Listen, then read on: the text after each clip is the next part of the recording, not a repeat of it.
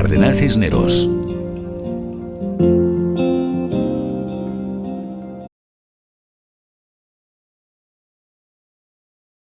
Que se ha producido en el consumo, que se ha producido en la inversión, el problema tan importante de impacto sobre el ahorro preventivo y de la caída del consumo en general en todos los sectores que todos ellos conocemos. Bueno, el INE presentó la semana pasada una estimación de un avance de la situación que se había producido en el primer trimestre del año 2020, a lo largo de esos 90 días. Lo que nos dice el INE es que en términos interanuales, y como a mí me gusta medir este análisis, pues la actividad económica habría caído, voy a redondear las decimales por hacerlo más sencillo, alrededor de un poco más de un 4%. Eso mismo ha caído el sector servicios, que como sabemos es el más importante de la economía española, pero ha sido más importante todavía el impacto sobre el sector de la construcción, que habría caído casi un 9%, y la agricultura y la industria habrán caído alrededor del 2,5% durante el primer trimestre. No hay mucha más información sectorial, unos pequeños apuntes adicionales. La industria manufacturera habría caído en torno del 4,4%, y dentro del sector servicios el impacto más importante se habría producido en el sector de las actividades artísticas, artísticas, recreativas y otros servicios, con una caída cercana al 11%, comercio, transporte y hostelería con una caída de alrededor del 10%, las actividades profesionales de en torno del 6%, las TIC, la tecnología de información y las comunicaciones, y el sector inmobiliario habría caído el 1%. Y por último, estaría creciendo de manera significativa el sector público y las actividades financieras. Bueno, me he permitido hacer un análisis que creo que mañana me van a publicar, pero porque he aprovechado para hacer un pequeño artículo sobre esto, intentando identificar una cuestión que creo que es obvio para todos, ¿no? Durante estos 3 meses del primer trimestre hemos tenido, desde el día 1 de enero hasta el día 14 de marzo, una situación de la actividad económica totalmente distinta de la que se produce a partir del día 15, a partir del cierre de esos mercados, tanto en la producción como en términos de demanda. Lo que he intentado ha sido, extrapolando, haciendo diferentes hipótesis de evolución a lo largo de esos 75 primeros días del trimestre, y teniendo en cuenta que el INE pues, generalmente es bastante fino con sus estimaciones, es posible que este avance que ha realizado se pueda corregir algún dato sectorial de previsión, pero posiblemente los ajustes no serán muy importantes, pues he estimado la caída que se ha producido en esa quincena, en la última quincena del mes de marzo. Bueno, el impacto es mucho más importante, por supuesto, del que se ha producido a lo largo del trimestre. En términos agregados, según mis cálculos, la actividad económica habría caído entre un 14 y un 15% durante durante esos 15 días, durante los 15 días a partir de que se inicia el periodo de restricción de la actividad económica. El sector de la construcción, en lugar de caer en el 8,6%, habría caído entre el 26 y el 32%. Estas hipótesis de 26-32% las he hecho extrapolando la evolución que estaba teniendo el crecimiento sectorial a lo largo de los últimos 8 trimestres o los últimos 4 trimestres. Hay algunos sectores, por ejemplo, el sector servicios, pues ha mantenido una senda de evolución durante los últimos 8 trimestres, durante todo el año 2018 y 2019, muy estable, creciendo alrededor del 2,6%, con algunas pequeñas décimas arriba o abajo. Bueno, pues en base a este análisis, el sector servicios habría caído no el 4%, sino alrededor del 17,5%. El sector servicios global, conjunto. La industria habría caído, la industria tiene una senda de evolución mucho menos estable a lo largo de estos 8 trimestres y, por tanto, ahí el rango de variación es un poco mayor. Estimo que habría caído entre el 2,5% y el 5%, más o menos. Y dentro de los sectores de servicios, a continuación, que hemos comentado, pues el sector de las actividades profesionales que comentamos que ha caído el 6%, pues no habría sido un 6%, habría sido entre el 25% y el 30%. Es el siguiente sector que más cae después de la construcción. Después vendría el sector del comercio, el transporte y la hostelería, que habría caído entre un 22 y un 23% aproximadamente. El inmobiliario, esa caída que nos da el INE para el conjunto del trimestre del 1%, cuando se hace este análisis, pues su efecto de caída se multiplica de una manera muy importante, habría caído del entorno del 12%. Y por último, el sector de las TICs habría caído entre un 10 y un 20%. Bueno, estos datos creo que marcan posiblemente el suelo, el nivel más bajo o el nivel más profundo de caída del crecimiento, esperamos todos a lo largo de los próximos meses. Recordemos que la última quincena de marzo fue el periodo donde la economía se cerró de una manera, el confinamiento fue las medidas fueron más duras, ¿no? La actividad se aceleró de una manera más significativa. A partir de esa fecha, los sectores han ido empezando a retomar una senda de actividad normal. Por tanto, mi previsión es que pues en el segundo trimestre del año 2020 tengamos una situación económica ligeramente mejor. Bien, una vez comentado esta cuestión, me gustaría hacer una referencia muy rápida, y termino ya porque no me quiero extender más, sobre la cuestión de cómo saldremos de este problema. Bueno, esta crisis nos ha producido por desequilibrios, es una cuestión muy importante, como fue, por ejemplo, la última, y como consecuencia de ello, pienso que la recuperación puede ser más rápida, sin duda. Esta crisis también está teniendo algunos efectos que también son positivos, me parece que es importante resaltarlo, sobre la digitalización, sobre el teletrabajo, el comercio online, sobre la conciliación entre la vida laboral y la vida familiar, sobre otra cuestión que me parece que va a ser muy importante, que va a cambiar nuestra vida de una manera muy, muy importante, el tema del commuting, el traslado de los trabajadores desde sus domicilios a sus puestos de trabajo. Todos sabéis que en este tema pues hay algunas ciudades en particular donde se pierden miles de horas, centenares de miles de horas, millones de horas de los trabajadores viajando desde sus domicilios. Bueno, sus ejemplos son muy evidentes en las ciudades Los Ángeles, en Múnich, en Madrid. Todo esto, sin ninguna duda, van a ser elementos positivos en esta reforma, en este futuro de la economía al cual nos enfrentamos, para el cual es muy importante que los sectores se adapten de manera adecuada, es muy importante la flexibilidad, tenemos que reinventar la actividad económica de los sectores, es muy importante la capacidad de transformación y, por supuesto, también va a ser muy importante, y termino con esto mi intervención, seguro que de este tema hablará alguno de los intervinientes, o si no podemos hablar en el debate, del impulso fiscal, de las medidas de reactivación que se puedan tomar desde la Administración. Y termino con esto mi intervención. Rafael, muchas gracias. Muchas gracias, Pascual. Muy interesante todo lo que nos has contado. Ahora es el turno de Salvador Garriga. Salvador es licenciado en Economía y ha sido diputado europeo durante 20 años, pero no 20 años cualquiera, desde 1994 hasta 2014. 20 años. Como portavoz del mayor grupo de la Eurocámara en materia financiera y presupuestaria, participó en la redacción, en la negociación y en la aprobación de 3 marcos financieros plurianuales y 19 presupuestos europeos anuales. Fue el redactor parlamentario del marco financiero plurianual 2014-2020 que está vigente hoy día, ¿no?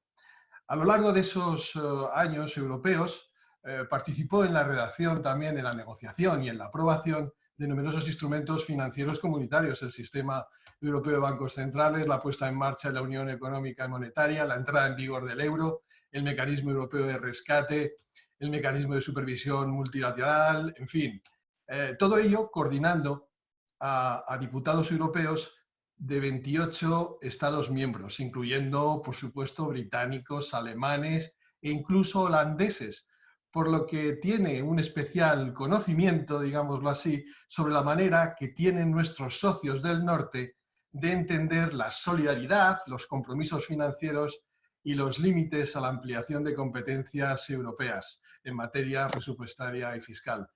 Muchas gracias, Salvador, por atender a mi llamada y tienes la palabra.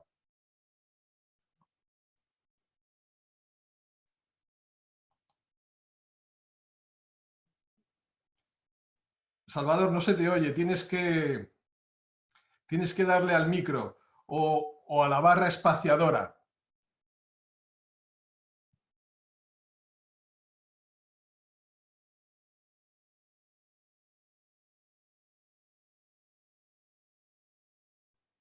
Salva, tienes que activar el micro.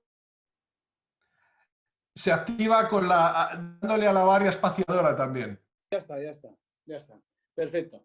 Aquí. Bueno, pues aprovecho la presentación en general que hizo Pascual en su momento, mi aportación a este debate, al que agradezco mucho la invitación de Rafael Flores, pues hombre, ante tanto académico, profesional y catedrático, pues mi aportación es, como ha dicho Rafael, política. Yo creo que en esta mesa soy el único que ha negociado presupuestos con un holandés, lo cual tiene su cierto interés porque tiene su cierta particularidad. He sido durante 15 años portavoz del grupo parlamentario del Partido Popular Europeo en asuntos financieros y presupuestarios. Allí, en el Parlamento Europeo, ser portavoz no significa tener un mando único sobre el mensaje, sino que tienes que ser la persona capaz de encontrar un mensaje común entre personas muy distintas, de países muy distintos y que tienen intereses contrapuestos, incluyendo los de la Europa del Este. Eso fue una batalla diaria en la que a veces era mucho más sencillo consensuar con políticos y con grupos distintos que con el tuyo propio. Me ha dado una cierta visión crítica sobre las capacidades, los instrumentos y los límites de la Unión Europea, que es lo que quería poner a debate en esta mesa. Yo parto de un hecho incontrovertible, que es que la Unión Europea es un milagro necesario. Necesario porque estamos en un mundo global con actores muy potentes, solamente señalo por su particularidad China o USA, pero podría decir otros muchos. Y sin la Unión Europea seríamos un conjunto insignificante de naciones que competiríamos unos con otros y que no tendríamos una relevancia real en el teatro mundial. Y es un milagro por nuestras propias diferencias, sean históricas, climáticas, económicas, sociológicas, de todo tipo. Si no existiera un impulso integrador real y continuo, no se podría encontrar un denominador común entre naciones tan distintas como Letonia o Portugal, entre Grecia o Irlanda, o una cooperación leal y continua entre dos potencias económicas como Alemania y Francia. Y hay que conseguir que ese impulso integrador se mantenga entre 500 millones de ciudadanos que están sometidos a ideologías políticas muy diversas, algunas de ellas contrarias incluso a la existencia de la Unión Europea, soberanistas, populistas. Hemos perdido la batalla con el Reino Unido por el Brexit, pero en líneas generales yo creo que la Unión Europea tiene una salud aún envidiable. Yendo a la pregunta tan kennediana de qué puede hacer Europa por nosotros o qué podemos nosotros hacer por el resto de Europa, porque somos un socio activo, hay que recordar que tenemos mecanismos de defensa sobre crisis económicas. Los hay, los ha habido y han demostrado su eficacia en estos últimos años. De hecho, sin ellos, muy posiblemente Europa, la Unión Europea, no hubiera sobrevivido a la crisis del euro. Los instrumentos que dispone la Unión Europea, los más activos, los más útiles, son fundamentalmente tres. Primero, el presupuesto de la Unión Europea, que tanto trabajamos en su momento Rafael Flores o Pascual o Juan José Rubio. El presupuesto de la Unión Europea, que por ejemplo en el año 2020 tiene 168.000 millones de euros en créditos de pago. integrado en un marco financiero plurianual, es decir, un periodo de 5 años presupuestarios, 2014-2020, que está dotado con 908.000 millones de euros en créditos de pago, lo que difícilmente llega al 0,95% de la renta nacional bruta comunitaria. Es decir, cuantitativamente es irrelevante, pero cualitativamente tiene una importancia capital. Otro instrumento es el Banco Europeo de Inversiones, que gracias a su calificación de AAA es capaz de conceder grandes préstamos para proyectos de infraestructuras y últimamente también para grandes proyectos industriales. Y luego el citado Mecanismo Europeo de Estabilidad, que interviene en los mercados de capitales para captar crédito para aquellos países que, como decía Rafael Flores antes, por sus elevadísimas primas de riesgo corren el peligro de no poder acceder a dichos mercados debido al coste de conseguir esos créditos, a cambio de unas condiciones de saneamiento en sus cuentas públicas, que son los famosos rescates. Y luego el Banco Central Europeo, con sus grandes planes de compra de deuda soberana de los Estados miembros, también llamado el bazooka monetario. La próxima cumbre europea, a mediados de mayo, yo creo que será la semana próxima, dará luz verde a un paquete basado en dichos instrumentos, más alguna nueva aportación que está aún por definir y consensuar, porque estamos todavía enfrentando la crisis sanitaria y las soluciones para la crisis económica vienen después cuando se hagan más evidentes los efectos. El citado Mecanismo Europeo de Estabilidad podría activar hasta 240.000 millones mediante préstamos captados en los mercados de capitales, originariamente solamente para financiar los costes sanitarios directos o indirectos derivados de la lucha contra la pandemia, lo que evitaría el gran estigma del MEDE, que es la condicionalidad. Si se utilizan, que se utilizarán evidentemente con otra finalidad que cubrir los costes sanitarios, tendremos que hablar ya entonces de auténticos rescates. Ya ha habido 4, más el rescate bancario español, 5. El Banco Europeo de Inversiones podría activar 200.000 millones de euros entre préstamos y avales para relanzar la actividad empresarial. La Comisión Europea activará y financiará a través de un programa de bonos algo parecido, un embrión a un seguro europeo de desempleo. No es eso para nada, pero en cualquier caso los muy optimistas podrían decir que es el embrión de una política europea de seguro de desempleo, pero en cualquier caso ese programa, que se llama SURE, posiblemente saldrá adelante. Y luego, finalmente, tendremos el llamado Fondo de Recuperación Económica, que está ligado al marco financiero plurianual. No el de ahora, sino el que vendrá, será aprobado el año que viene, si Dios quiere, el año 2021, y que estará en vigor hasta el año 2025. Ya veremos por qué cantidad. La cantidad global que podría dedicar la Unión Europea para estimular la economía europea se fija hoy en día en 1,5 billones de euros, a comenzar a principios del año 2021, salvo las compras de deuda soberana que ya hace el Banco Central Europeo y también la actividad del MEDE que podría empezar el próximo mes de junio. Por otra parte, esto tiene un efecto multiplicador sobre el capital privado, así ha funcionado siempre. El gasto de la Unión Europea, que por cada euro que gasta la Unión Europea se puede captar entre 2 y 3 del mercado privado de capitales. No sé si en este caso es un wishful thinking, pero en principio son las cuentas que se hacen. Los objetivos prioritarios de gasto irán a la lucha contra el cambio climático y a la agenda digital, como nuevas inversiones creadoras de competitividad y empleo. Ahí ya entramos en un debate político si eso es lo que más conviene a las economías de los Estados miembros, pero en principio es lo que la Comisión Europea quiere dar como inversiones prioritarias para este dinero. Este plan tiene algunas posibilidades de ser aprobado, pues es posible que sea aprobado, no se sabe si en las condiciones actuales o con algunas modificaciones o algún recorte. Esto funciona en base a una ecuación de intercambio. No hay solidaridad sin reciprocidad.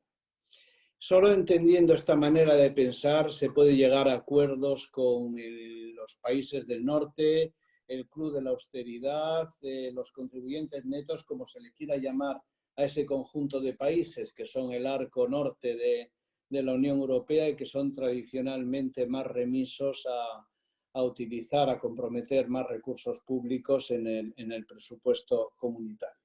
La solidaridad, por otra parte, existe en los propios tratados de la Unión. El presupuesto comunitario es un ejemplo de solidaridad porque es una transferencia de rentas entre aquellos países más ricos y los más pobres a través de los fondos estructurales o en alguna medida a través de ciertas políticas incluidas en la política agraria común.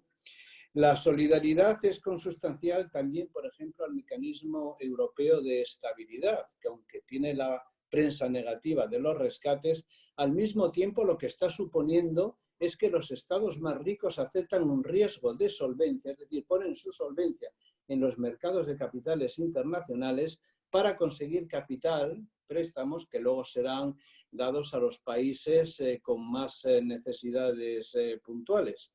Es decir, que también la solidaridad se ve en el medio. Pero esta solidaridad necesita reciprocidad y la reciprocidad se traduce a nivel comunitario en el Pacto de Estabilidad por el cual los Estados miembros se comprometen a respetar unos límites en cuanto a la desviación de los objetivos anuales de déficit público. Mencionaba en la introducción Rafael Flores que esto no había sucedido en el caso español y esto es un tema muy grave y que desgraciadamente yo que conozco bastante bien los políticos europeos va a pesar en las negociaciones que se van a producir. Hay que respetar el Pacto de Estabilidad y aunque la propia Comisión Europea lo haya suavizado debido a la gravedad de la situación actual y de los próximos meses, hay que haberla respetado cuando había necesidad de respetarla, que era antes de la pandemia. A mí esto me parece un acuerdo razonable, solidaridad frente a reciprocidad. Da posibilidades a los estados golpeados por crisis asimétricas a utilizar los recursos de la Unión y da garantías a los estados más cumplidores, más sanos o más austeros a asegurar que los recursos de sus contribuyentes no van a servir para financiar políticas irresponsables de gasto en otros países. Al final, el objetivo común es tener unas finanzas públicas sostenibles, unas economías competitivas, una moneda común creíble y un mercado interior, que es el gran tesoro que tenemos en Europa, viable. Y quisiera terminar con una reflexión. Todos los Estados miembros de la Unión Europea han sido golpeados duramente por la pandemia. Pensamos que los más golpeados son España o Italia, pero cuando uno habla con sus colegas de otros países se da cuenta que la situación en esos países es muy complicada porque también han perdido acceso a mercados mundiales que se encuentran absolutamente inactivos y sus economías están igual de paralizadas. Tienen un desempleo y un endeudamiento generalizado y lo único que tienen es un margen fiscal, algunos de ellos superior al español, que a mi entender se ha gastado alegremente en este último año particularmente. Existen dos soluciones posibles, una tentación y la solución más aceptable para todos. La tentación es que cada Estado miembro resuelva su situación particular, el que tenga margen utilice su margen y luego se echen la culpa unos a otros, bien por cicateros y egoístas o bien por irresponsables y por no haber respetado las reglas fiscales que nos habíamos marcado. La otra visión, que es la eurooptimista, que yo es en la que creo, es que es el momento para profundizar en la integración europea, reforzando el liderazgo de las instituciones comunitarias y sus herramientas. La Comisión Europea, ya dije, va a relajar el Pacto de Estabilidad, que ya de por sí es un gran triunfo, que países muy austeros, y en este caso hablo particularmente de los alemanes, acepten que se rebaje el Pacto de Estabilidad, es algo que tiene ya su importancia y que demuestra que la Comisión Europea está funcionando. Y luego, para terminar, hay que elevar el presupuesto comunitario, lo cual ha sido, y bien lo saben mis colegas, ha sido hasta ahora un anatema con muchos países.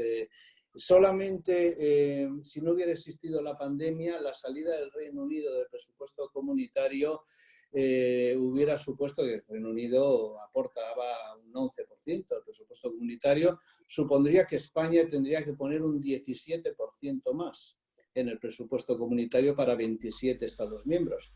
Pero ahora, ante los nuevos compromisos de gasto, las nuevas políticas de inversión que se quieren hacer de la Unión Europea, hay que pensar que la participación española en el presupuesto comunitario va a crecer como va a crecer la holandesa o va a crecer la alemana. Eso solamente existe una manera de hacerlo, a mi entender, y es la transferencia de competencias y de ciertas soberanías desde la política nacional a la política comunitaria. Y aquí enlazo con lo que decía el profesor Pascual Fernández. Es una oportunidad de hacerlo. Es una oportunidad porque aunque normalmente es el pensamiento opuesto a lo que querían los países de la austeridad, ahora mismo solamente un presupuesto comunitario ampliado puede contribuir a que la Unión Europea salga de la crisis. Por tanto, termino con estos dos conceptos, solidaridad y reciprocidad para los 27 Estados miembros. Muchas gracias. Muchísimas gracias, Salvador. Muchísimas gracias. A continuación va a intervenir el profesor Juan José Rubio, que ha sido consultor internacional para el Banco Mundial, el Fondo Monetario Internacional y la Secretaría de Estado de Economía de la Confederación Helvética. Ha sido miembro del Consejo Rector del Instituto Nacional de Administración Pública y director general del Instituto de Estudios Fiscales del Ministerio de Hacienda de España. Ha participado en numerosos proyectos de investigación financiados por las más importantes instituciones y ha publicado más de 20 libros y monografías, así como más de 100 artículos en revistas especializadas en materias económicas, financieras y fiscales. En la actualidad es catedrático de Hacienda Pública y Régimen Fiscal de la Empresa y decano de la Facultad de Derecho y Ciencias Sociales de la Universidad de Castilla-La Mancha. Juanjo, es un honor tenerte aquí en esta mesa. Muchas gracias por aceptar mi invitación. Tienes la palabra. Es un placer, Rafa, estar aquí con todos vosotros. Un abrazo muy fuerte para todos los amigos y compañeros. Y me sumo a los agradecimientos formulados por Pascual al comienzo y entro ya directamente porque creo que además de las presentaciones que nosotros podamos hacer, es importante el debate que se pueda suscitar respecto a las cuestiones que vais dejando cada uno de vosotros encima de la mesa.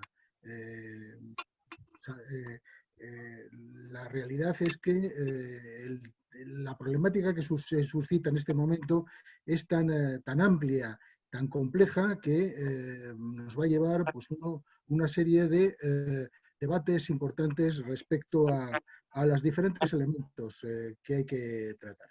Bien, es evidente, y a mí me toca hablar un poco de la política fiscal, que en este contexto extraordinario los ciudadanos, las empresas españolas van a necesitar de un importante apoyo presupuestario. Seguramente un apoyo temporal, pero como habéis dicho también algunos, difícilmente cuantificable por ahora. Fundamentalmente con el fin de mantener estándares individuales de vida razonables y sobre todo, en mi opinión, lo más importante, la supervivencia de empresas y de negocios. Existe un consenso bastante general de que nos enfrentamos a un tipo de crisis basado en shocks de oferta, o sea, sobrevenida de forma abrupta como consecuencia de la decisión de los gobiernos de ordenar el cierre de los centros de actividad económica. Pero hay que tener cuidado porque este tipo de shocks de oferta se pueden convertir en shocks de demanda también si no somos capaces de articular mecanismos financieros que permitan mantener determinado tipo de niveles de capacidad adquisitiva por el conjunto de la población.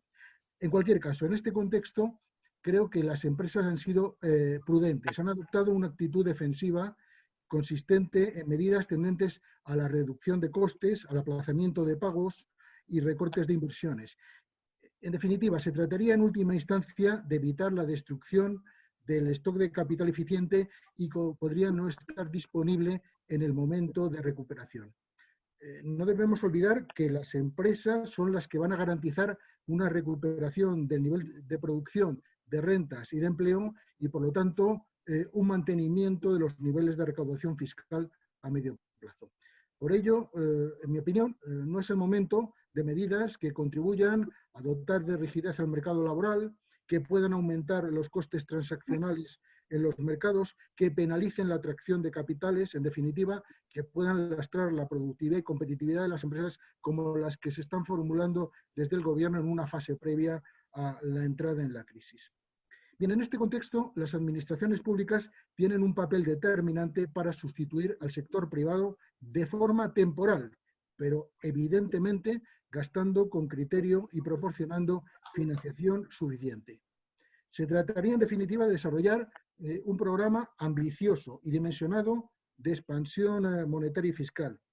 Sin embargo, y también lo ha dicho Salvador, las posibilidades financieras y las capacidades institucionales de los países afectados van a condicionar, van a afectar de alguna manera la dimensión de las acciones que se pueden desarrollar a partir de su nivel de desarrollo económico y social y también como consecuencia de sus equilibrios financieros preexistentes en el momento de la entrada en la situación de crisis. Las economías desarrolladas, y en concreto la nuestra, pueden desplegar un amplio abanico de instrumentos presupuestarios y fiscales. Pueden desplegar determinado tipo de facilidades de liquidez con el fin de sostener a su población y las empresas, porque disponen de un sistema suficientemente desarrollado de intervenciones. Por ejemplo, la ampliación de los sistemas de subsidios por desempleo, incluyendo autónomos por cese de actividad, el diferimiento de las obligaciones fiscales de forma general o sectorial, o los complementos salariales a las pequeñas y medianas empresas, como es el caso español de los ERTEs. No olvidemos que las pequeñas empresas y los trabajadores autónomos están sufriendo en este momento serias dificultades para pagar sus facturas a proveedores, honrar sus deudas contraídas para financiar sus actividades o hacer frente a sus nóminas, poniendo en peligro incluso los salarios de sus trabajadores. Por ello, resulta fundamental mantener los flujos monetarios de pago de todos los agentes económicos y en muchos casos el Estado tiene que actuar como garante de esos flujos financieros. Se ha dicho también que el gasto público, y no hay duda, va a crecer de forma significativa, pero va a crecer, y esto quiero destacarlo también, a través de expedientes extrapresupuestarios. No olvidemos que llevamos 2 años sin presupuestos del Estado y, por lo tanto, habrá que ver qué mecanismos se articulan desde el punto de vista de desarrollo del gasto público para dar contenido normativo y ajustado a derecho de toda esta problemática, de todo este volumen, toda esta batería de gasto público que se va a desarrollar. Por otro lado, la recaudación fiscal va a sufrir una caída enorme en su cuantía ante la falta de actividad que alimenta las bases imponibles de los impuestos fundamentales. Estamos hablando de que se van a recortar salarios en términos generales, los beneficios de las empresas van a decaer y los consumos se están ralentizando, lo acaba de comentar claramente Pascual. Entonces, el resultado final va a ser un aumento de deuda pública hasta niveles desconocidos. De ahí la importancia que tiene una política monetaria heterodoxa del Banco Central consistente en esas compras masivas de deuda pública y privada, sin límites y en condiciones excepcionales con el fin de mantener los tipos de interés lo más bajos posibles con el fin de no sobrecargar los gastos financieros de particulares y de las administraciones públicas. Pero hay una preocupación. La reciente sentencia del Tribunal Constitucional, la de anteayer, sobre el cuestionamiento de las compras masivas de deuda pública por el Banco Central Europeo en la pasada crisis, va a condicionar, y va a condicionar desde el punto de vista no solamente normativo, sino también psicológico. ¿Hasta qué punto el Banco Central Europeo va a poder defender la compra masiva de deuda pública en situaciones en las cuales está ya señalizado por un banco, por un tribunal tan importante como el alemán? Va a haber una especie de autocontrol, de automarcaje del Banco Central para acudir a este tipo de expedientes. En definitiva, estamos en una situación complicada. De cara al futuro, habrá que medir bien el esfuerzo que se va a exigir a las sociedades y en particular a la española. En España habrá que replantearse, sin lugar a duda, en mi opinión, la estructura del gasto público, conjugando medidas sociales con las cargas financieras adicionales que se van a generar y con otras medidas de impulso de la actividad económica general. Y para ello y para compensar la caída de la recaudación fiscal y evitar que la deuda pública se dispare exponencialmente, habrá que incrementar los ingresos fiscales. Habrá que incrementarlos con sentido, con criterio, de la forma más eficiente posible. Tratar de evitar sobrecargas en aquellos que distorsionen una asignación eficiente de los recursos para no penalizar el crecimiento económico. Estamos hablando de equilibrios complejos, equilibrios difíciles, pero nos guste más o nos guste menos, habrá que ajustar los impuestos al alza para financiar el inmenso agujero fiscal que se va a generar. Porque si realmente llegamos a una situación de rescate, nos lo va a imponer la Troika o los hombres de negro o los programas de rescate que la Unión Europea nos plantee. Me preocupa mucho en este contexto la ingeniería fiscal, las posibles coronaocurrencias vinculadas a coronatasas, ¿no? Yo soy más partidario de medidas que tengan en cuenta la existencia de un sistema fiscal eficaz. En este sentido, me centro ya en temas fiscales. Las medidas que se adopten deberían guiarse, en mi opinión, por 4 principios fundamentales. Ya veréis que son a veces antagónicos y que, por lo tanto, hay que jugar equilibrios. En primer lugar, deben fortalecerse los ingresos públicos para volver lo antes posible a la senda de disciplina y equilibrio fiscal.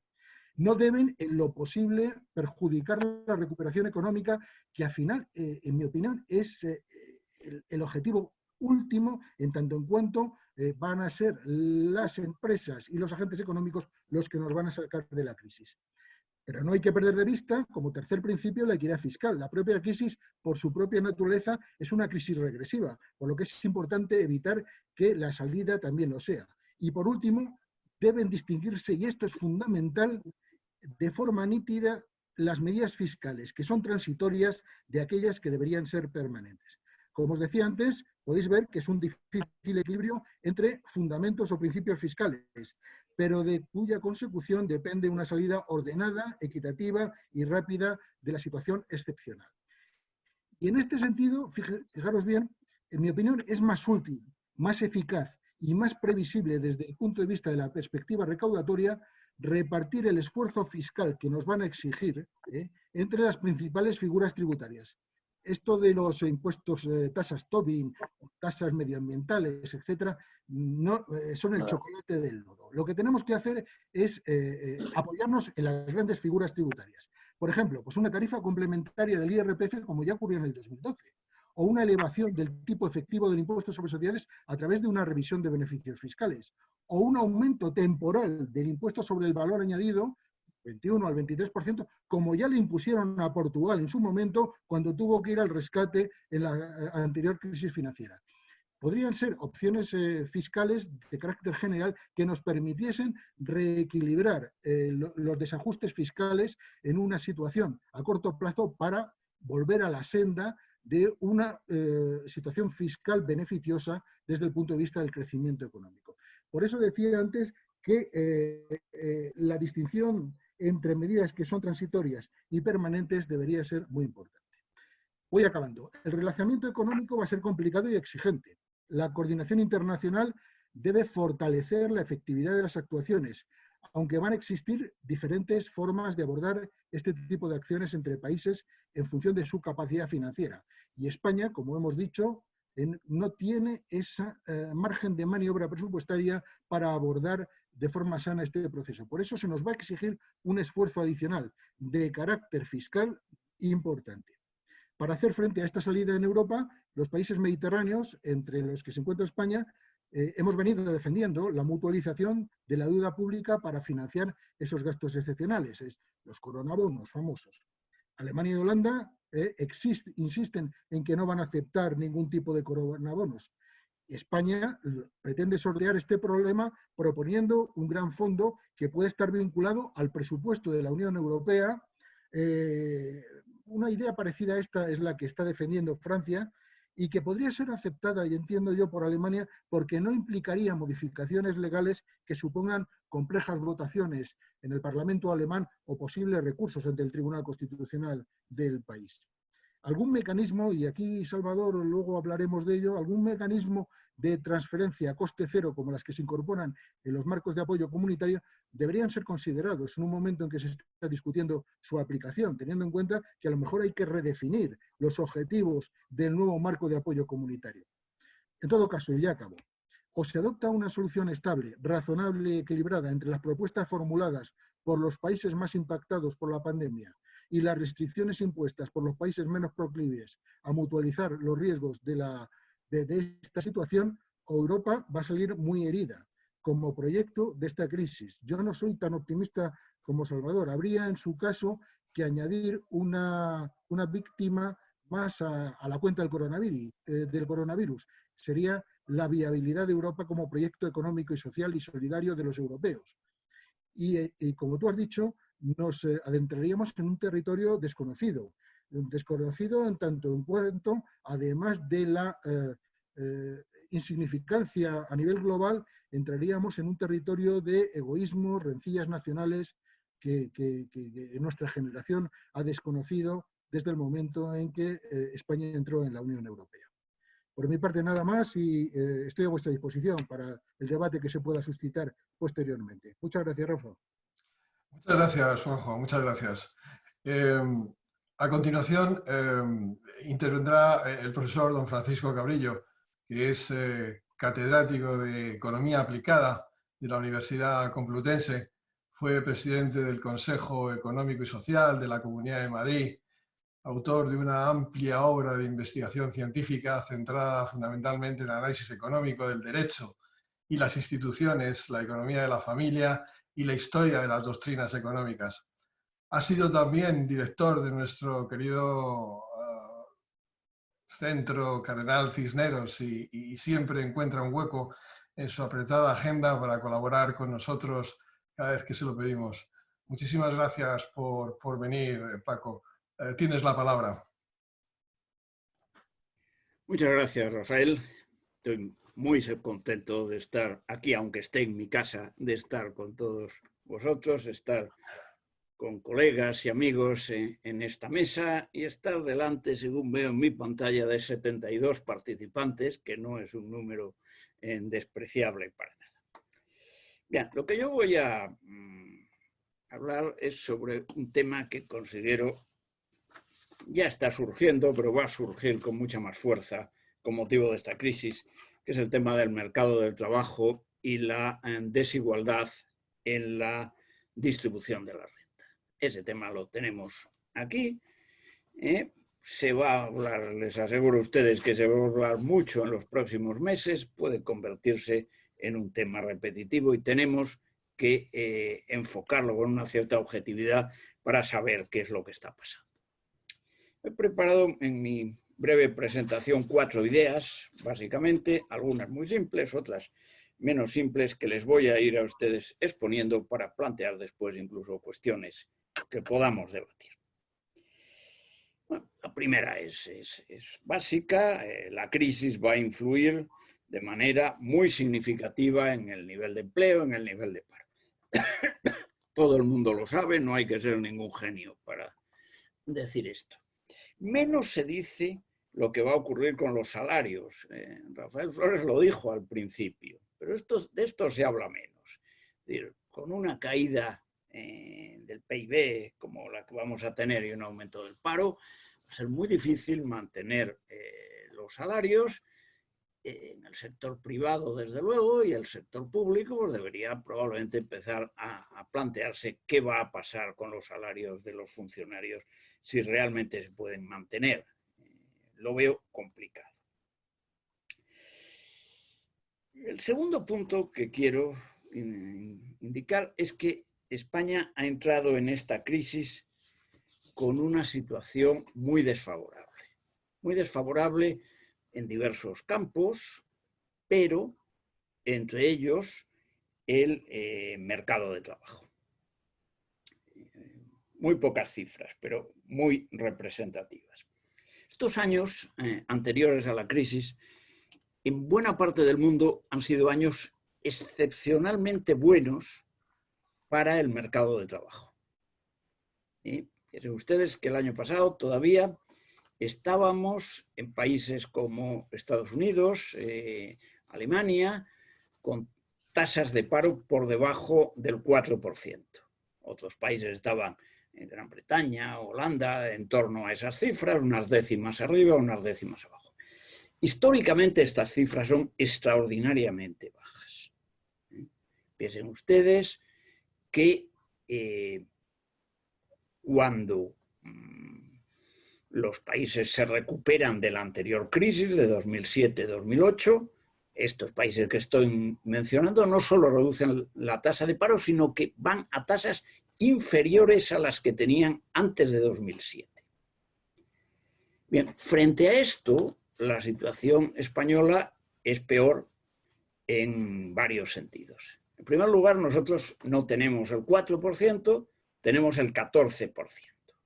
Una cifra extraordinariamente alta. Como es sabido, solo Grecia nos ha venido superando en tasas de paro y estamos hablando de una economía como la española que ha crecido a tasas bastante elevadas durante un periodo suficientemente largo. Es decir, desde el 2014 hasta ahora hemos tenido tasas de crecimiento en muchos casos cercanas al 3%. Es decir, no es el caso de Italia. Italia no ha recuperado, no ha llegado a recuperar su PIB anterior a la crisis de 2007. Nosotros sí, y aún así Italia tiene una tasa de paro significativamente más baja que la nuestra. ¿Por qué? Evidentemente porque algo falla.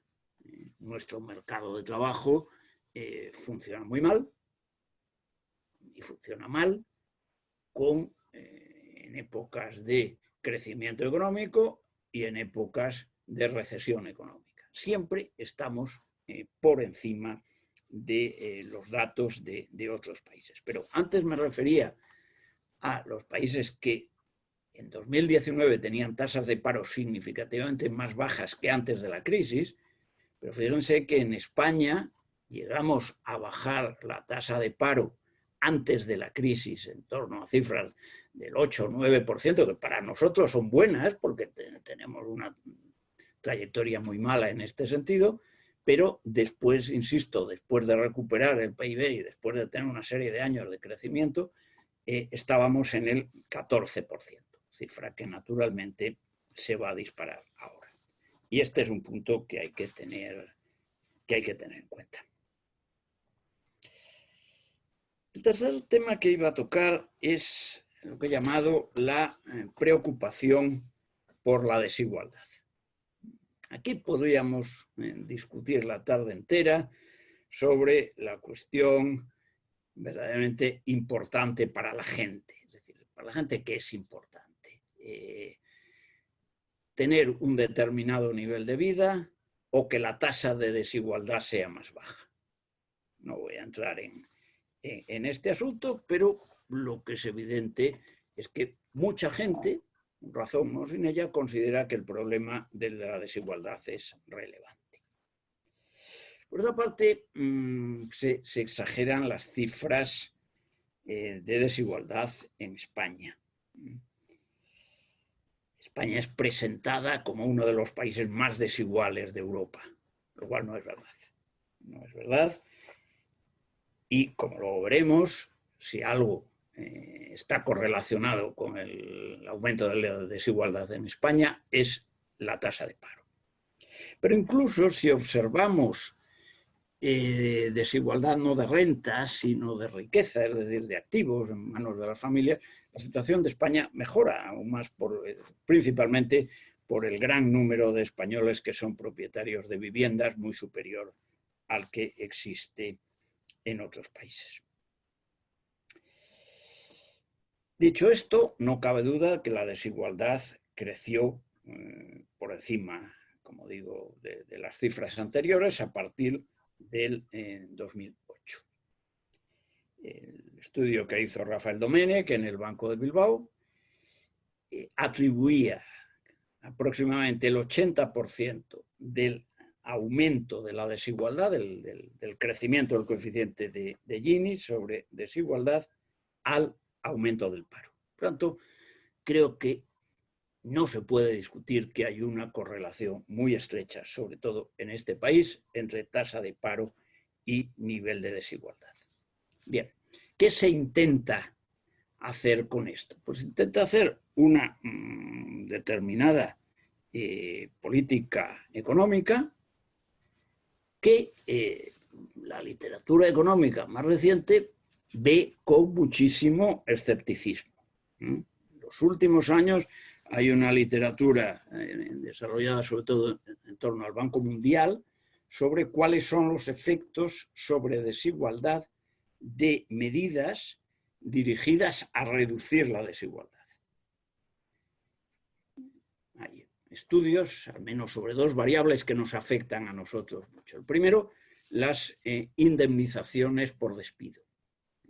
Intuitivamente uno piensa, hombre, si a un trabajador le dan una indemnización más elevada si lo despiden, pues dado que el trabajador en principio pues tiene un nivel medio de renta inferior a la de los dueños de la empresa, la igualdad debería reducirse. Bueno, los datos del Banco Mundial indican que no. Los datos indican que hay una correlación directa entre nivel de indemnizaciones y nivel de desigualdad.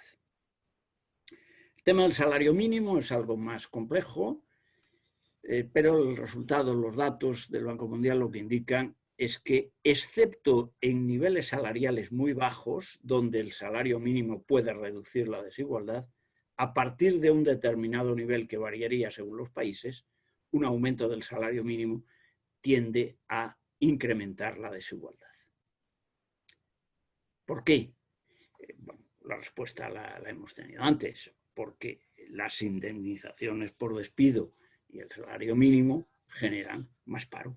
En el primer caso, un dicho bien conocido en economía, que las barreras de salida del mercado de trabajo son barreras de entrada, es decir, si ponemos barreras de salida muy altas, las empresas se van a resistir a contratar, y en el segundo caso, en el del salario mínimo, la demanda de trabajo también se va a reducir. Bien, esto es lo que tenemos. Ahora es evidente, va a crecer el paro, de acuerdo con nuestros precedentes, con nuestros resultados, va a incrementarse la desigualdad. La siguiente pregunta, y es mi último punto y mi última reflexión, se refiere a la política económica. Es decir, bien, ante este dato, que creo que no es cuestionable, la pregunta es ¿qué va a hacer el gobierno? Podemos ver lo que se hizo antes. Lo que se hizo antes, creo que se puede decir con bastante objetividad que se hizo mal. Se hizo mal. El último año de gestión de la economía española ha sido muy malo y los datos los tenemos aquí, ¿no? Es decir, he mencionado el caso de el paro elevado, incluso con una economía con un crecimiento muy aceptable, y podría mencionar, lo que ya se ha dicho también, un déficit presupuestario muy alto, del 2 y mucho %, en una economía creciendo a una tasa elevada.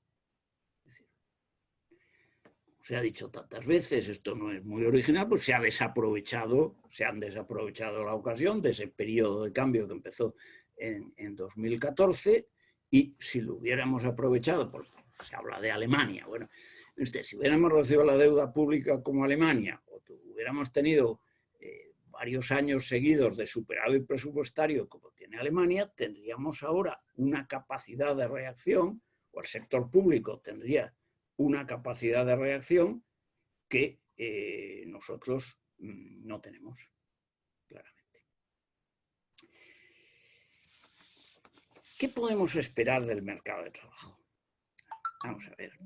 Si vemos lo que se decía antes de la crisis, vemos que había una serie de propuestas que afortunadamente no se llevaron a cabo. Una es la llamada contrarreforma laboral, que, bien o mal, contribuyó a reducir el paro de forma significativa, aunque siguiera muy alto. Estaba hablando del 14, pero bajamos las cifras cercanas al 20. Afortunadamente esto no se tocó. Creo que sería una insensatez tocarlo ahora, dada la situación. Lo que sí se hizo fue el aumento del salario mínimo. Y este tema merece una pequeña consideración porque va a salir otra vez. De hecho, ya ha salido hace unos días, se ha vuelto desde un partido de la izquierda española a pedir un aumento del salario mínimo. Cuando se subió el salario mínimo a 950 euros al mes, hubo muchos economistas que dijimos que esto era peligroso para el empleo. El Banco de España dijo que esto era peligroso para el empleo.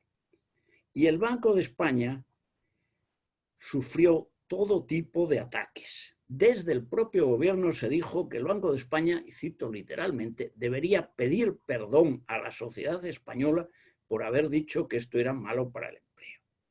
Bueno, ahora el tiempo nos va a dar la razón. Una idea muy simple. Los efectos de un aumento del salario mínimo no se manifiestan mucho en las fases de crecimiento. Lo hacen especialmente cuando cambia el ciclo.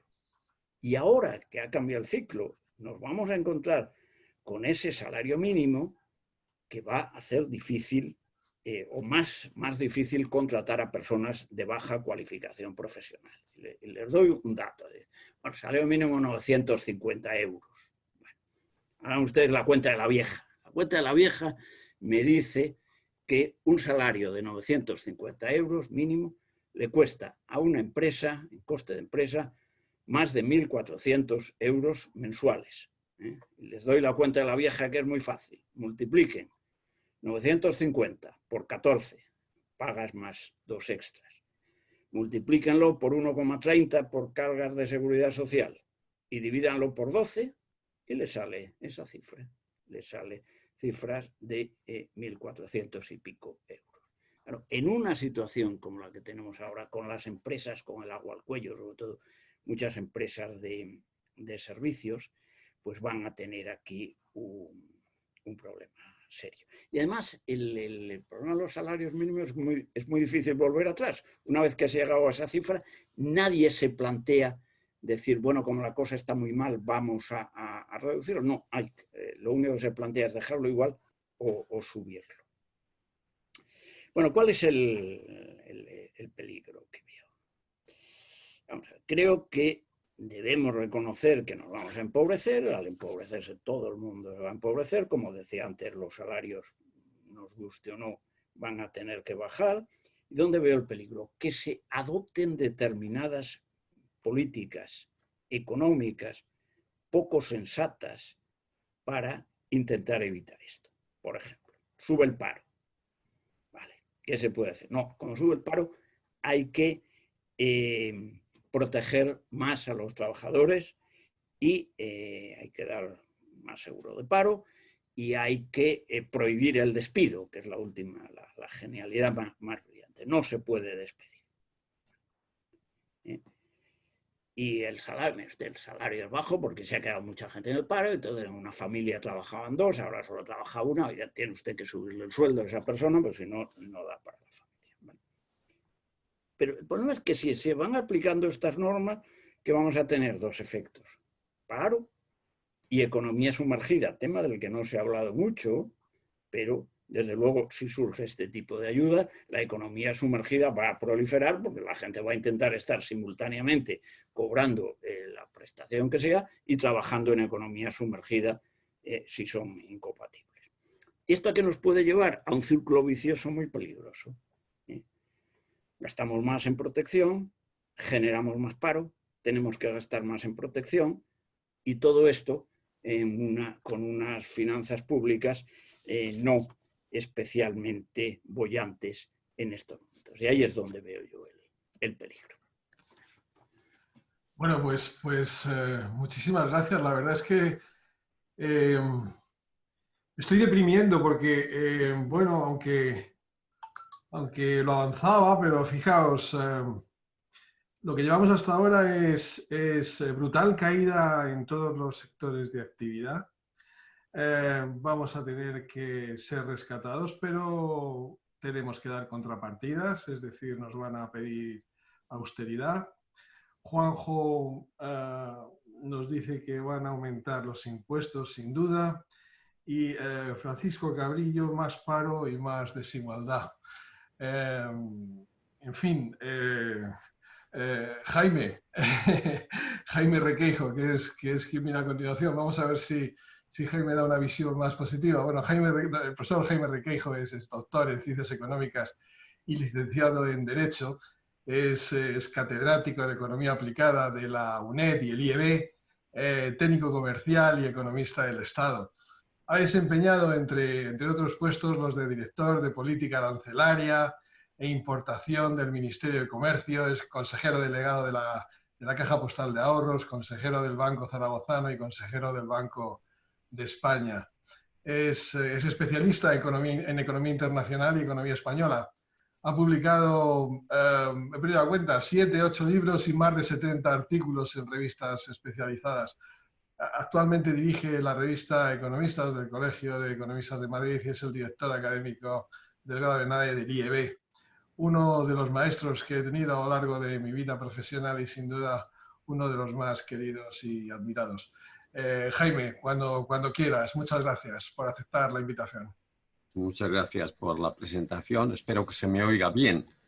Perfectamente. Bien. El inconveniente de ser el penúltimo en hablar es que casi todo lo que uno pensaba decir, pues ya se ha dicho. De todas maneras, yo me ceñiré a la situación de la Unión Europea, a los esfuerzos que se están haciendo porque la crisis pues, no sea excesivamente explosiva y terminaré con algunas reflexiones sobre lo que, a mi juicio, debería hacerse cuando empiece la reconstrucción.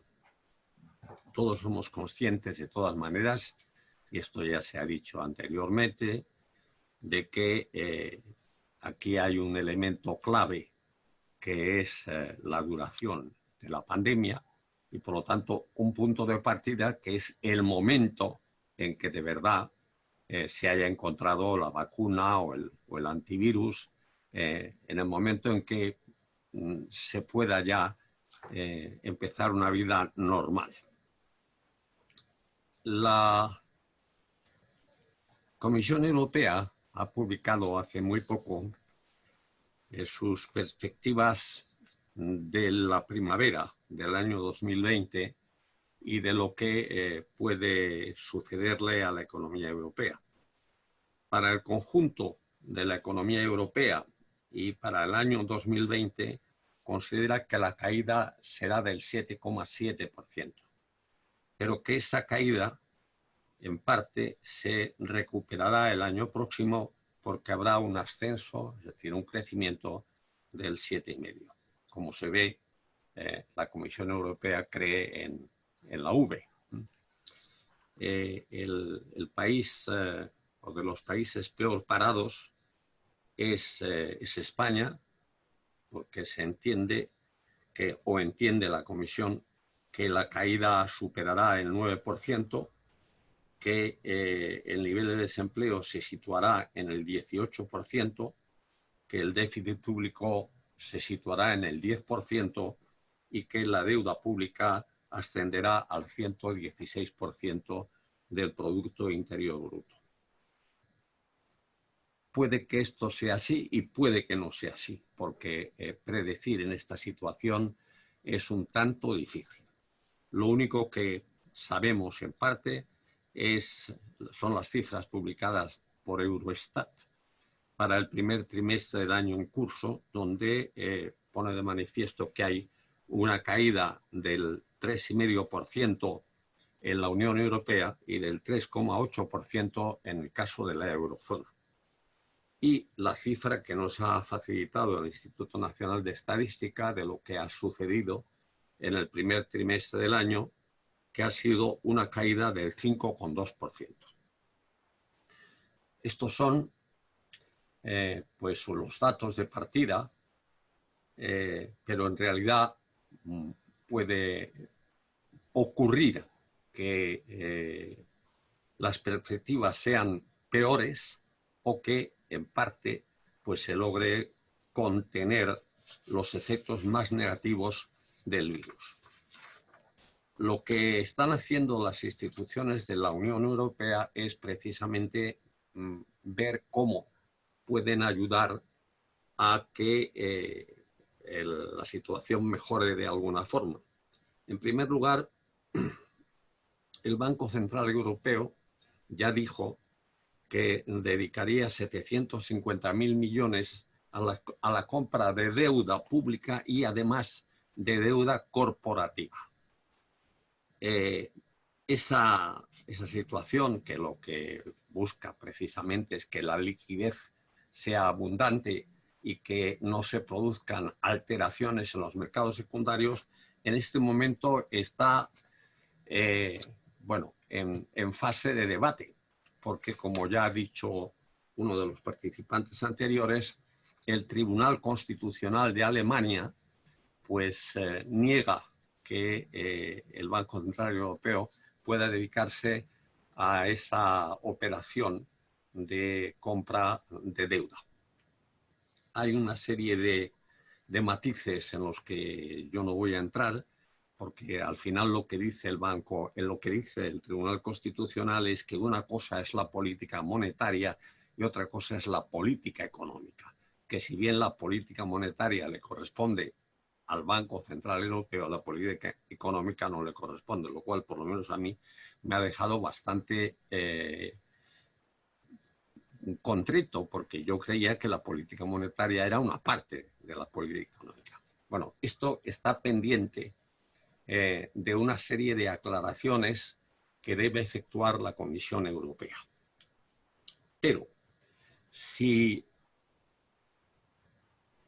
triunfase la tesis del Tribunal Constitucional alemán, lo que se podría producir sería una catástrofe en los mercados de deuda, porque si el Banco Central Europeo ya no puede comprar deuda de Alemania y de una serie de países, lo que va a ocurrir es que en los mercados secundarios se elevará la prima de riesgo de la deuda y eso elevará el coste de la nueva deuda de muchísimos países, es decir, elevará su coste de financiación.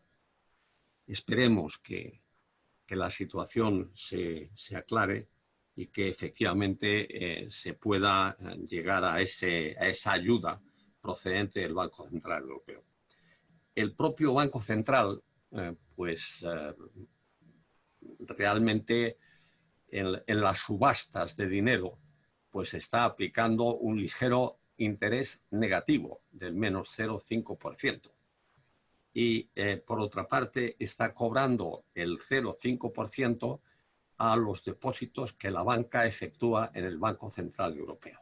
Es decir, ¿qué es lo que está pretendiendo con todo esto? Pues que haya una liquidez sustancial y que se pueda, por lo tanto, reanudar la actividad lo antes posible. Vamos a otras instituciones que ya han sido, lo advierto, que ya han sido analizadas. Tenemos dentro de la Organización de la Europa comunitaria tenemos al Banco Europeo de Inversiones, que tiene un tope de 240.000 millones de euros, pero que realmente lo que hace es avalar proyectos de carácter europeo. Es decir, es el respaldo del Banco Europeo de Inversiones con el que se puede contar. Después tenemos el Mecanismo Europeo de Estabilidad Financiera, pero yo no voy a entrar ahí porque ha sido suficientemente analizado. Hay un nuevo fondo que se llama SURE y que de reciente aparición, que dispondría de un techo de 100.000 millones de euros para préstamos y para préstamos a los gobiernos, a instituciones públicas, etcétera, para tratar de facilitar o por lo menos de evitar que el desempleo pues sea una penosa derivada de la situación en la que nos encontramos. Y también tiene 25.000 millones para avales, pero siempre en el mismo sentido. Y hace poco la Comisión Europea pues anunció una cosa que ha llamado el Banking Package. Es decir, pues de acuerdo con el Banco Central Europeo, pues se han suavizado las restricciones que tiene la banca para la concesión de préstamos y sobre todo se han suavizado las garantías que debe prestar el que solicita un préstamo, lo que se llama normalmente colateral. Bueno, como pueden observarse, todo va en esa dirección de buscar por lo menos que la financiación sea relativamente sencilla. Ya se ha tocado también me parece que por el profesor Garriga, el que se está negociando un fondo muchísimo más importante que probablemente estaría respaldado por un presupuesto europeo aumentado. Bueno, eso tiene sus múltiples dificultades porque, como se ha manifestado también, hay una pugna dentro de la Unión Europea entre lo que podríamos denominar norte-sur, es decir, los países que gozan de situación mejor, que tienen una deuda pública mucho más reducida y que lo que están diciendo es no queremos de ninguna manera pues financiar los despilfarros de otros países. Entre esos otros países pues debemos hacer mención de Grecia, de Italia, de España. Por lo tanto, evidentemente eso está en el aire, pero lo que sí hay que tener en cuenta es que una vez se haya llegado a clarificar la situación del coronavirus, es decir, una vez se haya podido dominar la situación del coronavirus, pues la reconstrucción es una tarea necesaria para Europa. Sobre todo si quiere aspirar a ser un actor económico de importancia en el mundo. No olvidemos que lo más importante que tiene Europa es que tiene un mercado amplísimo. Y no olvidemos tampoco que el Producto Interior Bruto de los 27 sumado es el segundo del mundo. Solamente tiene por delante a Estados Unidos. Pues bien, en ese esfuerzo de reconstrucción yo sugeriría tres líneas de acción. La primera de ellas es que evidentemente hay que reducir la deuda pública de toda una serie de países. En estos momentos hay 12 países que están por encima del protocolo de déficit excesivo, pero además de eso hay 8 que están por encima del 100% en su deuda. Y con deudas elevadas es difícil pues prosperar y es difícil establecer políticas económicas coherentes por la simple razón de que se vive siempre al albur de que algo ocurra en los mercados de deuda. El segundo aspecto al que yo me quería referir es el de la reindustrialización. No es que yo me lo acabe de inventar, es algo en lo que la Comisión Europea ha estado insistiendo desde hace años, desde hace por lo menos 6 o 7 años. ¿Qué es lo que ha sucedido? Pues lo que ha sucedido en Europa es que el peso del sector industrial, que en el año 1990 en términos medios era del 20%, estoy refiriendo al sector industrial, no al secundario, en estos momentos se encuentra alrededor del 14%. De manera que en realidad el taller del mundo se ha trasladado a Asia, se ha trasladado a Asia. Bueno, esto tiene sus múltiples inconvenientes, pero sobre todo no se puede olvidar, y en esto ha insistido mucho la Comisión Europea, que la industria es un gran multiplicador de expectativas, de capacidad de absorción de trabajo y, en última instancia, elemento clave en el funcionamiento de una economía. Yo creo que ese punto es algo que de verdad hay que tomar en serio por parte de todos los integrantes de la Unión Europea y especialmente de los que están más bajos. Quizá el que más se salve en estos momentos sea Alemania.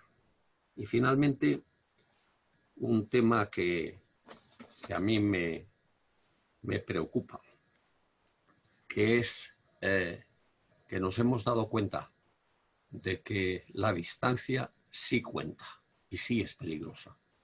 El COVID-19 nos ha mostrado qué es lo que puede suceder con lo que hasta ahora ha estado sucediendo. Es decir, en función de la globalización, se ha producido una fragmentación productiva, buscando en cada caso los costes menores, y eso hace que en estos momentos pues haya toda una serie de industrias en el seno de la Unión Europea que tengan grandes dificultades para terminar sus productos, porque buena parte se producen fuera y en algunos casos se producen muy lejos. En el año 2003, y con esto voy a acabar, una economista inglesa de apellido Cairncross publicó un libro que tuvo bastante éxito en su momento, que se llamaba La muerte de la distancia, y en la que ponía de manifiesto que la globalización, la intercomunicación, etcétera, había hecho que la distancia no existiera. Pues bien, desde mi punto de vista, el COVID-19 ha puesto de manifiesto que la distancia sí existe. Y por lo tanto, yo sugeriría que en ese esfuerzo de reconstrucción y de reindustrialización hubiese también una parte de renacionalización de lo productivo, de lo producido. Porque es posible que la muerte de la distancia sea en parte cierta, pero también es cierto que se puede morir en la distancia si seguimos con la fragmentación productiva actual. Muchas gracias. Muchas gracias, profesor Requeijo.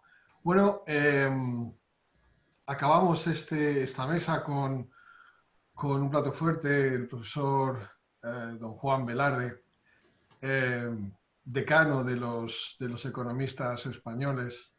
De hecho, fue alumno de la segunda promoción de economistas de este país. Todos somos discípulos suyos en ese sentido. Catedrático sucesivamente de Estructura Económica en la Universidad de Barcelona y Economía Aplicada en la Universidad Complutense de Madrid. Es consejero del Tribunal de Cuentas, académico y presidente de la Real Academia de las Ciencias Morales y Políticas, presidente de la Real Sociedad Geográfica, vicepresidente de la Real Sociedad Económica Matritense de Amigos del País, doctor honoris causa por las universidades de Oviedo, Sevilla, Valladolid, Alicante, Comillas, UNED y Francisco de Vitoria, medalla de honor de la Universidad Internacional Méndez Pelayo y Premio Príncipe de Asturias de Economía. Actualmente es profesor emérito de nuestro queridísimo CES, Cardenal Cisneros, este año impartiendo todas sus clases de estructura económica de España en línea, online, como les gusta a muchos decir ahora, ¿no? Muchas gracias, Juan, profesor Velarde, por estar con nosotros y tiene usted la palabra. Muchas gracias. No sé qué tecla tengo que tocar ahora. No, ninguna, Juan. Puedes hablar, ya te oímos. Bueno. No he cortado nada, ¿verdad? No. Muy bien, muchas gracias. Pues yo tengo que comenzar señalando que estoy orgulloso aquí porque mis colegas, una vez más, han demostrado de qué manera es alta la capacidad, el conocimiento que tienen sobre la marcha de la economía y que realmente son uno de los activos más importantes que tenemos en España en estos momentos. Y por ello lo han demostrado, yo los he estado escuchando, cómo intentar resolver problemas esenciales que en estos momentos tienen que estar presentes forzosamente, lo que sucede con problemas básicos de la Unión Europea, de qué manera se nos puede ayudar igualmente en problemas de mercado laboral, las derivaciones económicas que de ahí se generen. No digamos que no tienen importancia también los temas de funcionamiento de problemas financieros que se han planteado aquí inmediatamente, la crisis económica, cómo se la puede atajar en algunos aspectos. Por otra parte, también los problemas del presupuesto y de los déficits y de los problemas fiscales que ahí se derivan, etcétera, etcétera. Y respecto a España, es necesario, a mi juicio, tener en cuenta una vez y otra vez las decisiones que se acaban derivando causadas por planteamientos doctrinales que de pronto los políticos en ocasiones han puesto en marcha y que lo han empeorado todo en vez de mejorarlo. Ha sido un panorama tan espléndido que yo creo que fuera la mía, pero que estas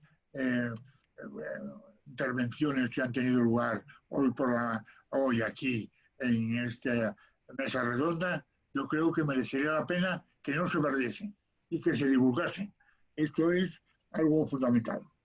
Pero además, en el caso de la España actual, tenemos que tener, a mi juicio, muy presente que se puede hundir nuestra prosperidad si además, desde luego, se dejan de funcionar tres características básicas de nuestra vida económica. La primera de ellas está relacionada con que el modelo económico español, y esto lo hemos visto clarísimamente desde los años 50 y tantos, el año 59 fue ya el colmo en este momento, que nos impulsa de una manera grande estando metidos dentro del conjunto de la actividad económica internacional, etcétera, etcétera. Y que eso hay que mantenerlo y hay que tratar siempre de que eso esté muy presente. Otra característica es la de, se ha tocado hoy mismo en cuestiones apasionantes en relación con esta primera y también con esta segunda cuestión, que es la de mantener un mercado laboral muy flexible. Yo recuerdo, porque lo viví, el momento en que la rigidez del mercado laboral que tenía el Ministerio con José Antonio Girón, reglamentos, etcétera, etcétera, bueno, era un factor de complicación extraordinaria. O después lo que ocurrió con los pactos que ahora se han hablado de ellos, pero en un contexto totalmente diferente y equivocado, de los pactos de la Moncloa, etcétera. La flexibilidad laboral pasa a ser fundamental en el mercado laboral. Si de alguna manera no se tiene en cuenta, pues vamos a estar perdidos. Y la tercera es la existencia de, con mínimas restricciones, del mercado libre de bienes y servicios con un complemento claro de huida de mecanismos estratificadores, intervencionistas, etcétera, corporativizadores complementariamente y creadores de situaciones endiabladas, etcétera. Esas tres cuestiones son tres cuestiones que están señaladas una y otra vez de los grandes maestros que hemos tenido todos nosotros, españoles y extranjeros, pero también por las personas que han estado hablando hasta otro momento. Las primeras características que he dicho, pues bueno, yo creo que tanto la apertura al exterior, pues la historia económica reciente está demostrando que se pusieron en marcha y que eso pues se arregló, y cómo se arregló, y en noticias de pronto como se han señalado aquí mismo, cómo han entorpecido o han aliviado, y esto por lo tanto es un tema donde se ve que, bueno, hemos seguido un camino. También, por supuesto, a mi juicio, también las cosas han marchado aceptablemente. La segunda de las cuestiones que he dicho, la flexibilidad del mercado laboral, pues a pesar de todo, esa flexibilidad del mercado laboral, que yo recuerdo la vista defendida en las lecciones de teoría económica de don José Castañeda, que señalaba ya en ellas esa necesidad y el disparate que era no tenerlo en cuenta, y también en la primera promoción de económicas, cuando señaló que como era eso de el corporativismo para resolver los temas laborales, todo eso era como saber un poco de teoría de la competencia imperfecta, todo nos lo dijo ya a la primera promoción y quedó impreso, editado por el CEU. Esto era un puro disparate por Valentín Andrés Álvarez, y a veces esas cosas de los grandes maestros se nos olvida recordarlos a la gente y a los políticos, y esas dos, bueno, pues han ido avanzando. Pero hay una tercera que es la de que funcione el mercado libre de manera fundamental. A mí, yo recuerdo que lo escuché como alumno a Stackelberg en una clase espléndida que nos dio sobre cuál era el papel del empresario, cómo ese empresario, en qué condiciones podía actuar como tal, etcétera. Estábamos allí, lo escuchamos, recuerdo, embobados los alumnos que estábamos en aquel momento atendiéndolo. Esas cuestiones, ¿de dónde venían? Bueno, pues vinieron a España a través de, yo luego me lo encontré allá en el año 41 y luego amplió en el año 42 en la revista de Estudios Políticos, basándose en Eucken, Valentín Andrés Álvarez publicó, bueno, estas cosas hay que plantearlas de otra manera. El mercado libre, estar con intervencionismos, etcétera, puede ser muy peligroso. Y eso es de ese lejano año. Y a partir de ahí, esas cuestiones, la llegada de Stackelberg, la llegada de difusiones de todos estos puntos de vista, del conjunto, yo creo, de la inmensa mayor parte de los catedráticos y los profesores de la Facultad de Economía, de leer libros de economía seria, etcétera. Todo esto pues se fue convirtiendo en una mentalidad de que esto debía ser, y luego cuando esto se facilitó, se convirtió en una de las ventajas fundamentales españolas. Y eso fue tan importante. Yo recuerdo, por ejemplo, cuando ya se había muerto Eucken vino a España, y en la conferencia que dio, yo tengo el recuerdo que me lo firmó él, de la lección, el curso de lección exterior en la Universidad Internacional Menéndez Pelayo. ¿Y quiénes estaban rodeándolo? Pues estaba Ullastres, pero al lado de Ullastres además estaba Castañeda, estaba Sardá, etc. estaban allí señalando que por ahí es por donde tenía que marcar el conjunto de la economía española, y eso desembocó en un texto fundamental para nosotros, que es el texto de la Constitución. En la Constitución eso está recogido. Lo recogieron desde multitud de grupos políticos. Yo recuerdo cuando ya se había muerto Eugen y cuando estaba allí siguiendo estas cosas era Müller Armac, y con lo que concretamente Trias Fargas se dedicó a proclamar que ese era el camino adecuado, etcétera, etcétera.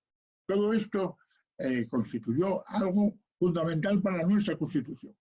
En nuestra Constitución recojamos el artículo 33, el artículo 38, donde se defiende la libertad de mercado, donde se defiende la propiedad privada por encima de todo, la herencia, de qué manera debe frenarse determinadas actividades de tipo coactivo por parte del Estado. Todo eso se ha recogido en la Constitución.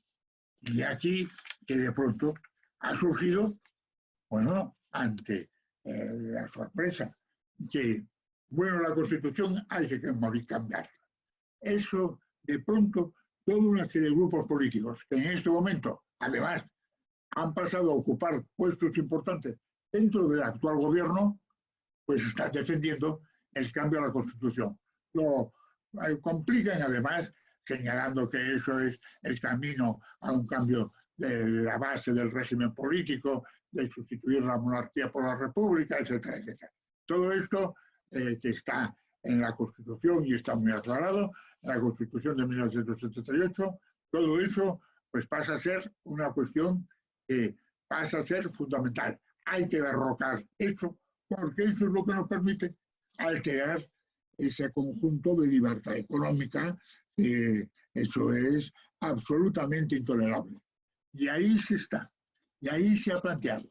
Y yo, por causa de eso, lo que traía aquí era decir que además de todos los problemas que han planteado y de los que yo complementariamente he aludido, además de eso, tenemos que tener en cuenta que el mantener la Constitución en estos momentos y dejarnos de esas historias pasa a ser fundamental.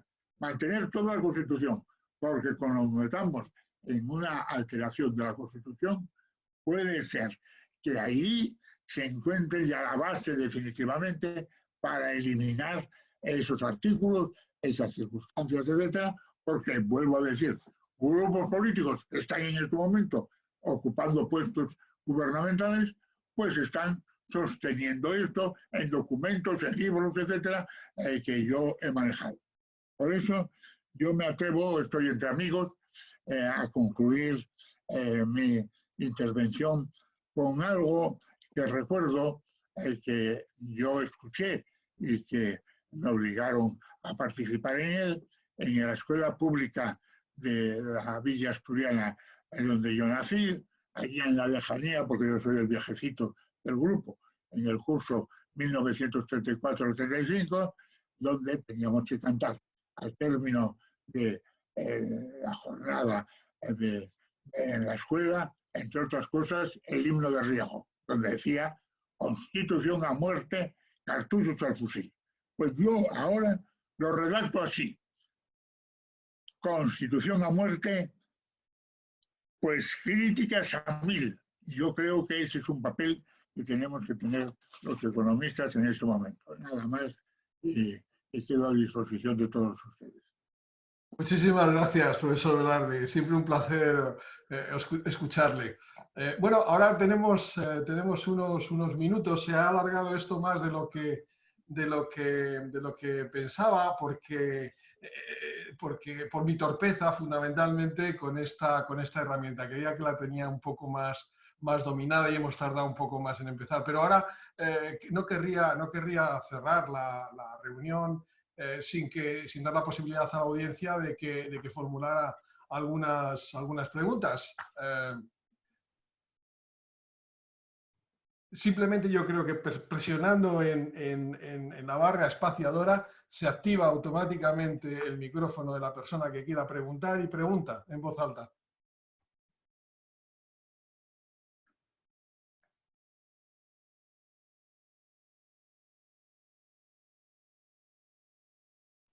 Buenas tardes.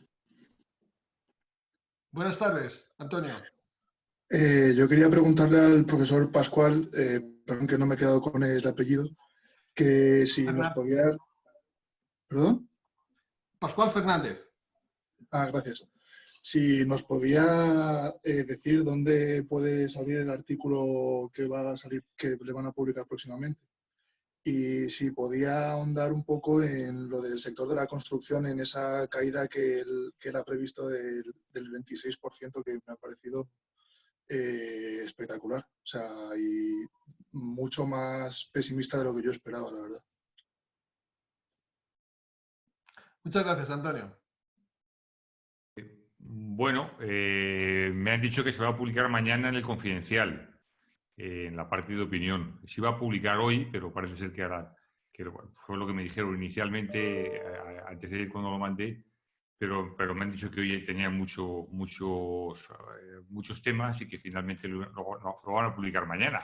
O sea, mañana podrá leer el artículo. Bueno, lo que yo he hecho lo que he intentado hacer no es una previsión. Lo que he intentado, como digo, es intentar calcular la profundidad de la caída en la actividad económica que, como digo, se produjo a partir de que se pusiera en marcha el confinamiento, la declaración del estado de alarma y todo el conjunto de medidas que se tomaron de paralización de los sectores económicos.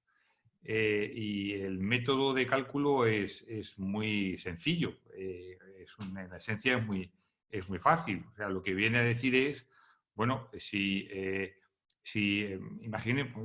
hacemos la hipótesis de que, hablemos de, por ejemplo, del sector de la construcción. El sector de la construcción estaba creciendo a un ritmo en el año 2019 del entorno del 2,5%, más o menos.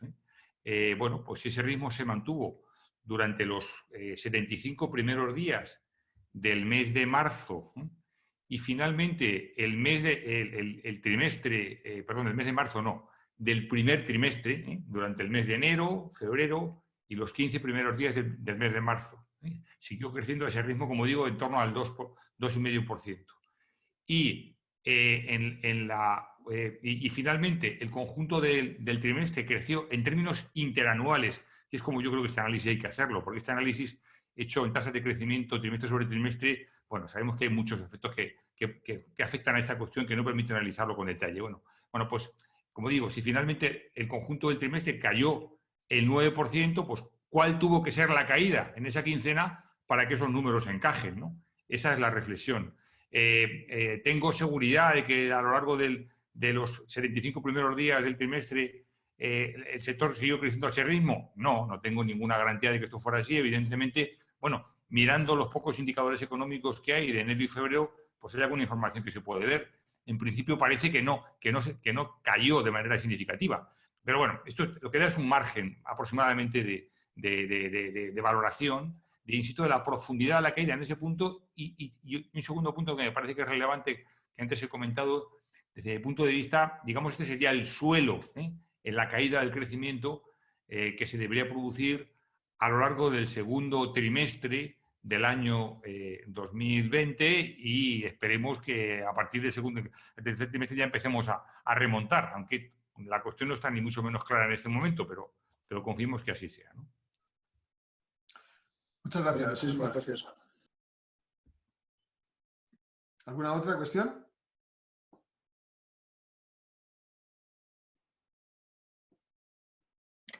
A mí me gustaría, no tenéis otra, me gustaría contaros, seguro que a lo mejor ya os la he comentado, no sé si os la he contado, pero es esta anécdota que atribuyen a Winston Churchill, ¿no? Corría el año 1945, antes de las elecciones que ganó su rival, que creo, lo tengo por aquí, Attlee, Clement Attlee, ¿no? Pues entraba, dicen que entraba Winston Churchill en los urinarios de la Casa de los Comunes, ¿no? Y estaba allí Sir Attlee, ¿no? Y entonces Winston Churchill se apartó mucho, ¿no? Y se fue a la otra punta, lo cual pues molestó a Sir Attlee, ¿no? Y entonces le dijo, bueno, ¿por qué se aparta usted? ¿Por qué se aparta usted? Si no tengo intención de mirar. Dice, mire, dice, por si acaso, porque ustedes cuando ven algo grande y que funciona, enseguida quieren nacionalizarlo, ¿no? Entonces, esto me ha recordado esta propuesta que ha hecho últimamente don José Borrell, ¿no?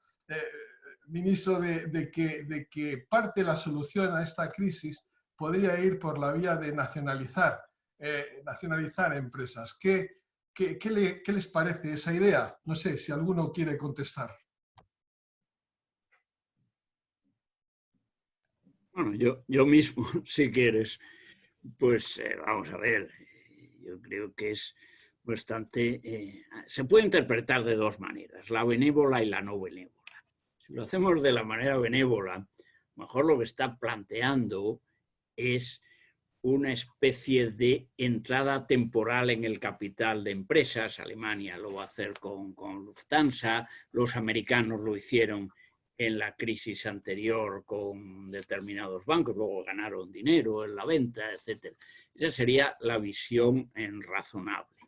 Si a lo que vamos es a volver a la empresa pública, es decir, como esto ahora no ha funcionado, lo nacionalizamos y tenemos una banca pública, esto sería un disparate. Una empresa pública sería un disparate. Y si vamos a la banca pública, después de la experiencia que tenemos en los últimos años, sería un disparate doble.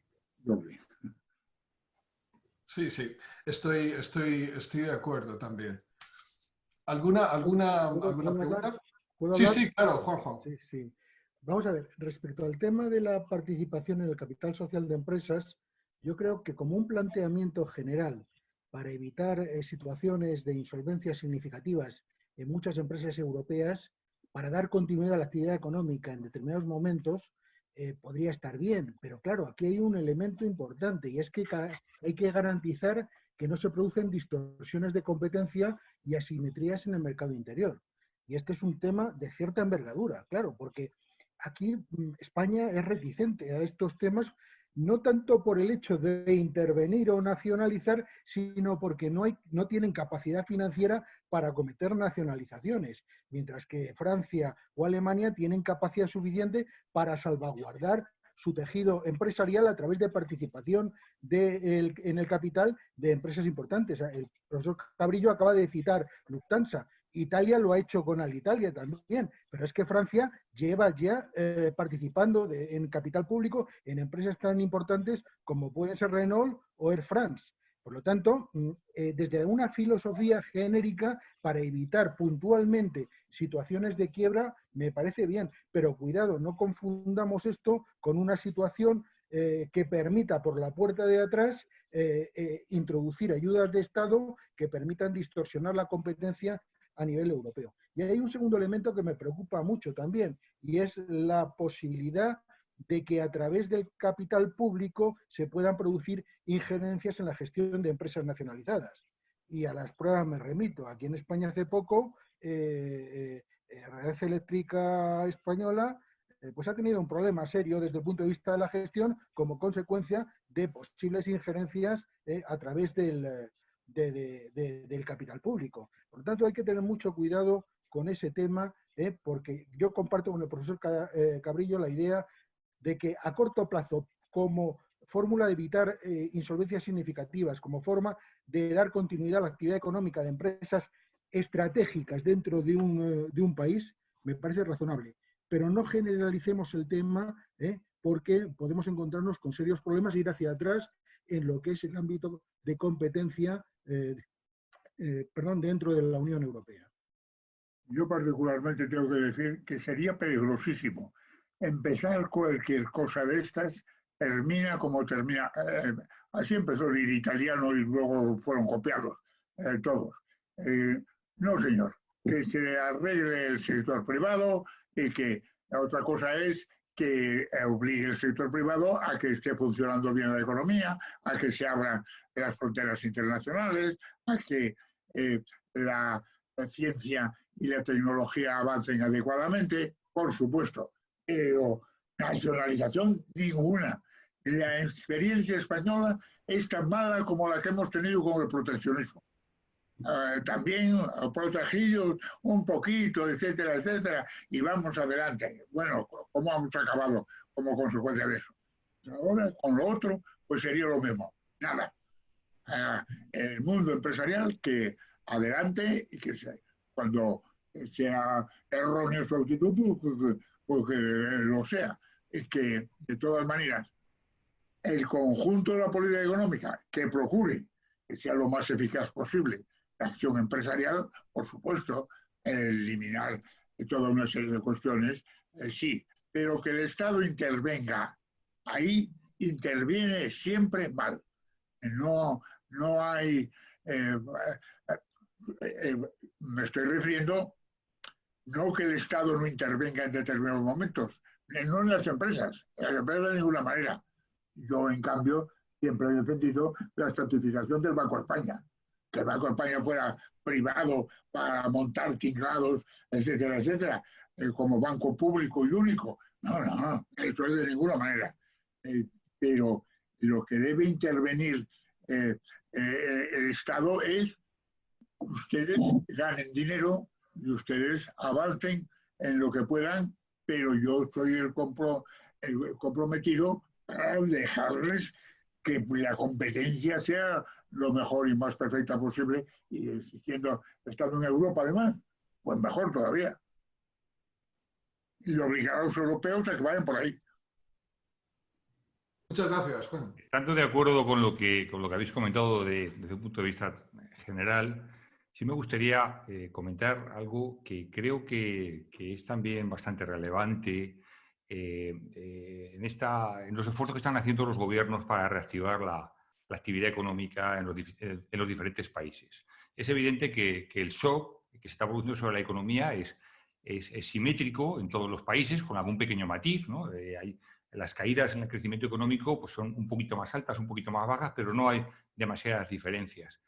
Pero lo que sí es diferencial, claramente diferencial, es la capacidad económica de los gobiernos para reactivar su economía ahora. Un dato muy rápido. En España, las medidas que ha comprometido el gobierno español de esfuerzo fiscal representan el 1% del PIB en términos de gasto y un 10% del PIB en garantías. Las garantías que se han propuesto, que todavía no se han articulado, pero supongo que en las próximas semanas se pondrán en funcionamiento. En Alemania, el esfuerzo fiscal que sé que ha lanzado el gobierno federal y los Länder es del 7% del PIB y el programa de garantías es del 40% del PIB de Alemania. ¿Vale? Es un pequeño dato, para que lo tengamos como referencia. Cuando esto arranque, ¿vamos a seguir en las mismas condiciones? Muy bien. Juan, bueno, yo diría una cosa nada más, que es un poco lo que planteé yo antes. ¿De dónde viene eso?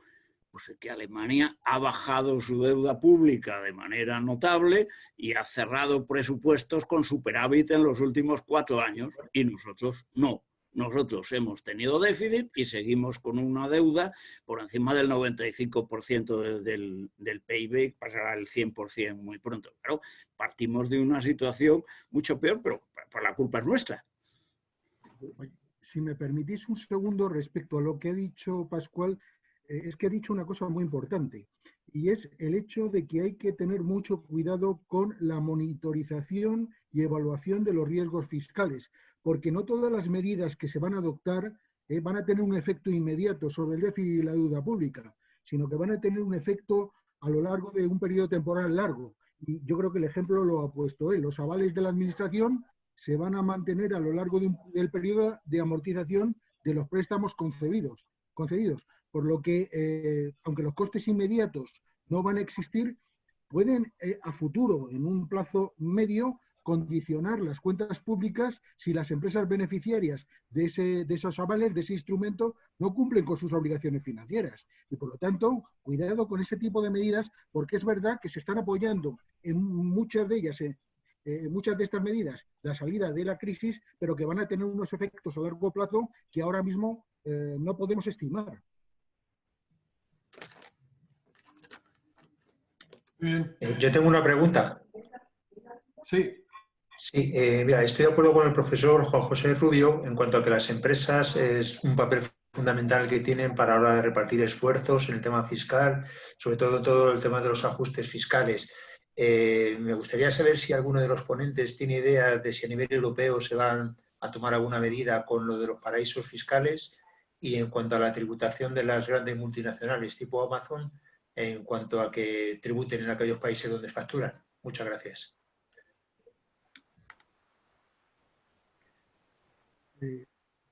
Hablo yo por alusiones. Sí. A ver, respecto al tema de información cruzada, yo creo que la Unión Europea lleva ya tiempo trabajando en temas de información, de intercambio de información automatizada para control de situaciones en este sentido, ¿no? El problema que tenemos dentro de la Unión Europea, y esto me va a permitir hacer una crítica a nuestros amigos holandeses, es que tenemos algún tipo de paraíso fiscal dentro de la Unión Europea. Paraíso fiscal no explícito, pero sí implícito, porque hay un sistema de convenios de doble imposición internacional que están utilizando muchas empresas multinacionales para, a partir del convenio de doble imposición con Holanda, pasarlo por él con una tributación reducida y posteriormente reconducirlo a paraísos fiscales. Entonces, es la propia Unión Europea la que tiene que evitar este tipo de comportamientos a través de lo que se llama el treaty shopping. Como no logremos condicionar o resolver ese tipo de problemas, nos encontramos con que se ha estimado en torno a que 20.000 millones de euros se pierden dentro de la fiscalidad del conjunto de los países de la Unión Europea como consecuencia del uso de ese tipo de comportamientos estratégicos de paraísos fiscales, utilizando el convenio de doble imposición con Holanda.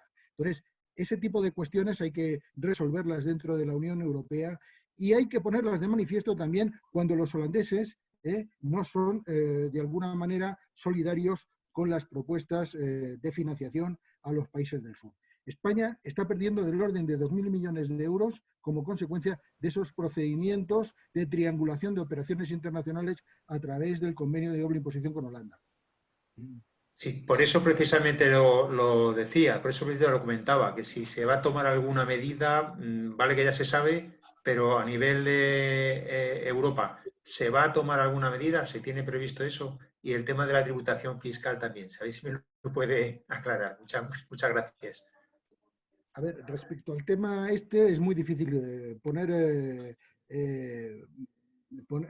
puertas al campo, por así decirlo, porque es un país de cierto peso y además es una práctica habitual. Luxemburgo también está en esta dinámica. Entonces, ahí hay, yo creo que una dejación de responsabilidades por parte de la Unión Europea respecto a este tipo de comportamientos. Y respecto al tema de armonización fiscal, pues ya sabe que la Unión Europea trabaja muy lentamente.